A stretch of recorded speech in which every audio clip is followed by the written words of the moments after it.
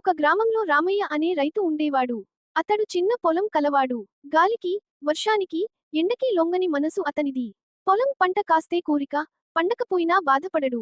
ఇది మానవ చేతిలో ఉన్నది కాదు అంటూ దైవాన్ని నమ్ముతూ ప్రతి సంవత్సరం నాట్లు వేసేవాడు. ఒక సంవత్సరం గాలి విపరీతంగా వీసింది. వర్షాలు రాలేదు. పంట మొత్తం ఎండిపోయింది. ఊరంతా దుఃఖంలో మునిగిపోయింది. రైతులు అప్పుల ఊబిలో కూరుకుపోయారు. కానీ రామయ్య మాత్రం తన విశ్వాసాన్ని కోల్పోలేదు. అతడు పక్క ఊర్లోని విత్తన కేంద్రానికి వెళ్లి కొత్తరకం విత్తనాలు తెచ్చాడు.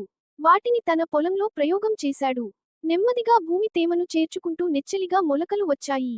పక్క రైతులు చూస్తూ ఆశ్చర్యపోయారు. ఆ కొత్త విత్తనాలు పొడి వాతావరణంలోనూ నెమ్మదిగా పెరిగి పంటను ఇచ్చాయి.